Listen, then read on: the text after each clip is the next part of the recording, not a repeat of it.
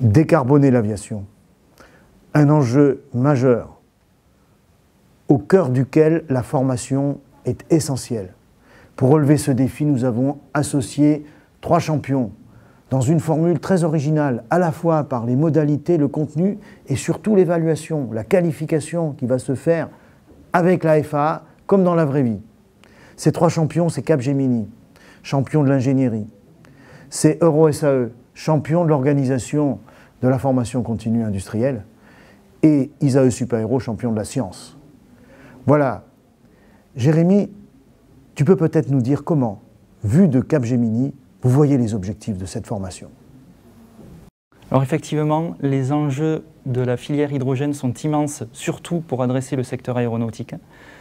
Nous avons conçu une formation avec nos partenaires ISAE Super-Héros et EuroSAE afin de transmettre tout le socle de connaissances nécessaires à la conception de l'avion du futur. Et du coup, je donne la parole à notre partenaire EuroSAE. Notre société est fière d'opérer pour la première fois ce parcours original au profit de notre client Capgemini. EuroSAE est la filiale de l'ISAE et nous sommes spécialisés dans les formations de courte durée axées sur les sciences fondamentales et les nouvelles technologies. Et nous enrichissons tous les ans notre offre de formation pour répondre aux nouveaux besoins de l'industrie. C'est donc tout naturel que nous nous retrouvions dans ce défi de la transition énergétique en général et de la décarbonation de l'aviation en particulier.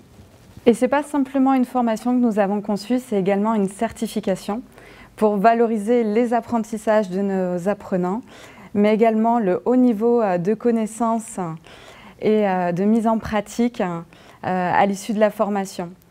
Dans un premier temps, nous avons voulu former les collaborateurs de Capgemini Engineering afin de les accompagner vers ces nouveaux enjeux que représente l'avion hydrogène. Et demain, nous avons pour ambition de former également les autres acteurs de la filière industrielle. Effectivement, marier les TRL, depuis les mathématiques jusqu'à l'avion en vol, la diversité qui se reflète autant dans les intervenants que dans les apprenants, et surtout les petites équipes qui se forment et qui vont présenter un petit bout d'avion, comme si on devait le certifier. Voilà l'originalité de cette formation qui prépare l'avion de demain. Comprendre déjà le projet européen de l'aviation verte, on peut avoir des réalités économiques et aussi des réalités industrielles.